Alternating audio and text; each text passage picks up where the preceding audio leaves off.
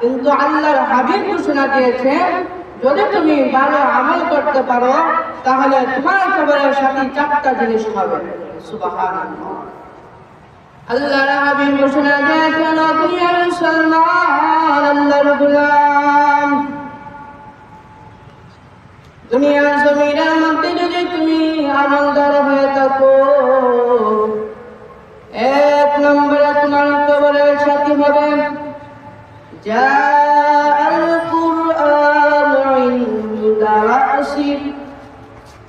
দুনিয়ার জমিনের মধ্যে যদি তুমি কোরআন পড়নেওয়ালা হয়ে থাকো, তাহলে দুনিয়ার জমিন থেকে তুমি বিদায় নিতে দেরি হবে। দুনিয়ার জমিন থেকে তুমি বিদায় নিতে দেরি হবে, তোমার কবরের সাথে দুনিয়ার কেউ হবে না। ওই কোরআন তোমার কবরের সাথী হয়ে যাবে। সুবহানাল্লাহ। ওই কোরআন 30 পারা কোরআন তোমাকে যখন কবরে রাখা হবে, তোমার কবরের মাথার সামনে ওই 30 পারা কোরআন দাঁড়িয়ে যাবে। সুবহানাল্লাহ। 2 নম্বরে আল্লাহর হাবিব ঘোষণা দিয়েছেন ওয়াসসালাতু আলাইহি। 2 নম্বরে তোমার সাথে কি হবে? 2 নম্বরে তোমার সাথে হবে সালাত। এই দুনিয়ার জমিনের মধ্যে যদি তুমি নামাজি ব্যক্তি হয়ে থাকো, তোমার কবরে কেউ যাবে না, তোমার কবরের সঙ্গে সাথী ওই সালাত হয়ে যাবে। ওই সালাত তোমার কবরে তোমাকে রাখার পর সঙ্গে সঙ্গে তোমার ডান পাশে দাঁড়িয়ে যাবে। সুবহানাল্লাহ। 3 নম্বরে আল্লাহর হাবিব ঘোষণা দিয়েছেন 3 নম্বরে তোমার কবরে কি যাবে? ওয়াসসাওমু আন শিমাল। তুমি যদি রোজাদার হয়ে থাকো, রোজা যদি তুমি সঠিকভাবে পালন করো, তাহলে 3 নম্বরে তোমার কবরের সাথী তোমার বাম পাশে রোজা দাঁড়িয়ে যাবে। সুবহানাল্লাহ। 4 নম্বরে আল্লাহর হাবিব ঘোষণা দিয়েছেন ওয়াসাইলুল হাসানাতি ইনদা রিজলাইন। 4 নম্বরে তোমার কবরের সাথী হবে দুনিয়ার জমিনের মধ্যে যে অবস্থায় থেকেছো, ওই অবস্থায় আল্লাহ রাব্বুল আলামিনের নফল ইবাদত করেছো, নফল বন্দেগী করেছো, নফল ইবাদতের মাধ্যমে তোমার জিন্দেগি তুমি কাটিয়ে দিয়েছো। সেজন্য তোমার কবরের একটা দেরি হবে, তোমার কবরের পাশে গিয়ে তোমার দূর পায়ের পেটে সব আমলনামা দাঁড়িয়ে যাবে। সুবহানাল্লাহ। একটা আমল হবে 18 বছরের যুবকের মতো। সুবহানাল্লাহ। একটা আমল 18 বছরের যুবকের মতো হয়ে তাদের চেহারা পূর্ণিমার চাঁদের চাইতে সুন্দর থাকবে এবং তারা কিয়ামত পর্যন্ত তোমার কবরে দাঁড়িয়ে থাকবে এবং কিয়ামত কায়েম হয়ে যাবে। হাসরের ময়দান থেকে ওই আমলগুলো তোমার হাতে ধরে হাত্তা ইয়াদখুলুল জান্নাহ, তোমার হাতে ধরে ধরে তোমার কবরে থেকে তোমাকে জান্নাতের মধ্যে দাখিল করে দিবে, তোমাকে জান্নাতের মধ্যে পৌঁছে দিবে। সুবহানাল্লাহ। তাহলে আমাদের উচিত আমরা দুনিয়ার টাকাকালীন আমরা যেন কোরআন পড়নেওয়ালা হই, আমরা দুনিয়ার টাকাকালীন যেন আমরা নামাজওয়ালা হই, আমরা দুনিয়ার টাকাকালীন যেন আমরা রোজাদার হই, নফল ইবাদত বন্দেগী করানোওয়ালা হই। ওই সমস্ত জিনিস আমরা দুনিয়া থেকে চলে যাব, আমাদের কবরের সাথী হয়ে যাবে। দুনিয়াতে তোমার টাকা, তোমার বাড়ি, তোমার গাড়ি, যা কিছু আছে সব দুনিয়াতে থাকবে, কিছুই তোমার কবরের সাথে হবে না। আল্লাহর হাবিব রাহমাতুল লিল আলামিন আমাদেরকে যে সিরাত উপহার দিয়েছেন, এই সিরাতের উপর যদি আমরা দাইম আর কায়েম থেকে নবীর আদর্শকে যদি আমাদের জীবনের মধ্যে লালন আর পালন করতে পারি, তাহলে আমাদের কবরের জিন্দেগি আরামের জিন্দেগি, শান্তির জিন্দেগি হয়ে যাবে। দুনিয়ার মুসলমান আল্লাহর গোলাম হযরত ইব্রাহিম আলাইহিস সালাতু ওয়াস সালাম আজরাইল আলাইহিস সালাতু ওয়াস সালামকে জিজ্ঞাসা করলেন, ও আজরাইল ভাই, আপনার চেহারাটা কিবারের জন্য আমি দেখতে চাই। মালাকুল মউতকে জিজ্ঞাসা করতেছে, ও আজরাইল ভাই, তোমার চেহারা কিবারের জন্য দেখতে চাই। আজরাইল আলাইহিস সালাতু ওয়াস সালাম বললেন, ইব্রাহিম, আমার চেহারা দেখে তুমি সহ্য করতে পারবা না, আমার চেহারা দেখার জন্য তুমি আমাকে আপত্তি করো না। ইব্রাহিম নবী বলেন, না, আমি আপনার চেহারা দেখতে চাই একটিবারের জন্য।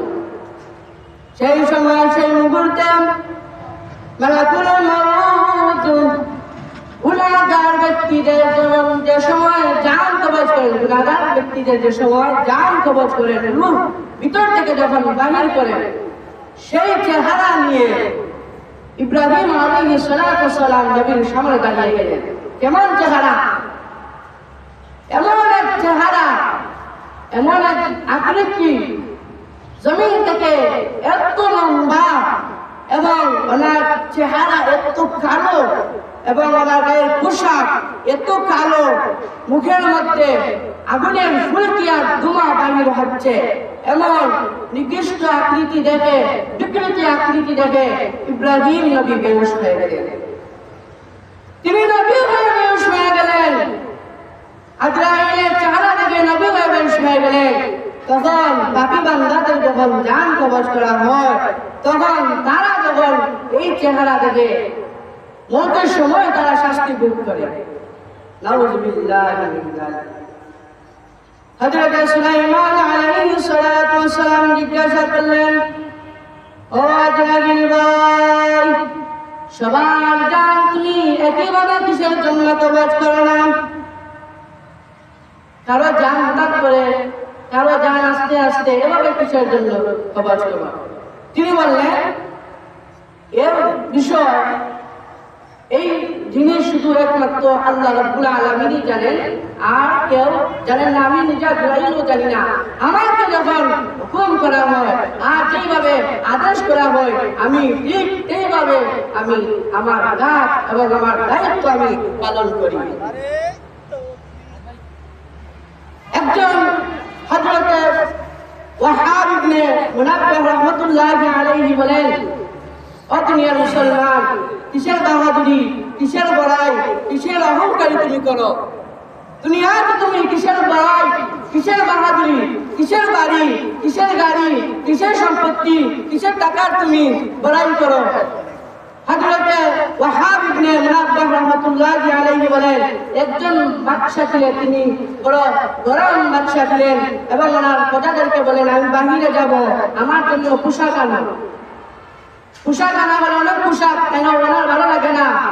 একটি পোশাক কিনলেন, মানে পোশাকটা ভালো ছিল না, অনেক খুব বিকৃষ্ট ভাবে দেখা যাচ্ছে পোশাক। এই পোশাক তিনি গ্রহণ করলেন।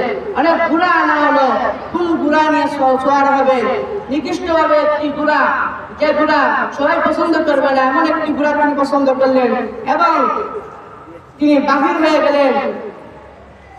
আজরাইল আলাইহিস সালাতু ওয়াস সালাম গরিব বেশে, ভিখারি বেশে এসে ওনার সামনে দাঁড়ালেন এবং বললেন, আমাকে কি একটু সময় দেওয়া যাবে?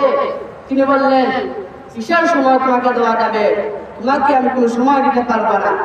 ঠিক সেই সময় তিনি সঙ্গে সঙ্গে বলেন, আমাকে আর সময় দিতে হবে না, আমি আজরাইল আলাইহিস সালাতু ওয়াস সালাম তোমার সামনে দাঁড়িয়ে গিয়েছি, এই মুহূর্তে তোমার জান কবজ করে নেব। সেই সময় তিনি বললেন, আমাকে একটু সময় দাও, আমি আমার রাজপ্রাসাদে যাব, আমার সব কিছু বসিয়ে দিব। তিনি বললেন, একেবারের জন্য তোমাকে সময় দেওয়া যাবে না। এই সমস্ত মনুষ্যত্ব যাদের ভিতরে আছে, এই সমস্ত অহংকারী মানুষ, এই সমস্ত বাহাদুরি নিয়ে দুনিয়ার জমিনের মধ্যে যে সমস্ত মানুষ চলাফেরা করে, আল্লাহর রাস্তায় চলে না, আল্লাহর হুকুম মানতে চায় না, ইসলামের পথে চলতে চায় না, নামাজ পড়তে চায় না, রোজা রাখতে চায় না, ছেলে সন্তানকে নামাজের তাগিদ দেয় না এবং কোরআন পড়ার জন্য ছেলে সন্তানকে উৎসাহ দেয় না, এমন মানুষের সাথে আল্লাহ রাব্বুল আলামিন আজরাইলকে পাঠিয়ে এই সমস্ত কাহিনী করবেন। এদেরকে একটা সেকেন্ডের জন্য সময় দেওয়া যাবে না। সেই জন্য ও আমার মুসলমান বন্ধুগণ, দুনিয়াতে চলবো, দুনিয়া আমাদের জন্য চিরস্থায়ী নয়। কবরের জিন্দেগি, আখিরাতের জিন্দেগি আমাদের জন্য হলো চিরস্থায়ী জিন্দেগি। সেই জন্য আল্লাহ রাব্বুল আলামিন যেন আমাদেরকে এই দুনিয়ার জমিনের মধ্যে আল্লাহর হাবিবের সিরাতের উপর দাঁড়িয়ে থেকে নবীর জীবনকে আমাদের জীবনের মতো আদর্শবান মনে করে আদর্শবান হয়ে সঠিক পথে চলার চেষ্টা করব। আল্লাহ রাব্বুল আলামিন যেন আমাদেরকে সেই তৌফিক দান করেন। এই মাহফিলকে যেন আল্লাহ রাব্বুল আলামিন কবুল করেন। আল্লাহ যেন আমাদেরকে কবুল করেন। তার মধ্যে যদি কোনো ভুল কাজ হয়, আল্লাহ রাব্বুল যেন আমাদেরকে কবুল করেন, আমল করার সেই তৌফিক দান করেন। আল্লাহ আলাইনা ইল্লাল বালাগ। আসসালামু আলাইকুম ওয়া রাহমাতুল্লাহি।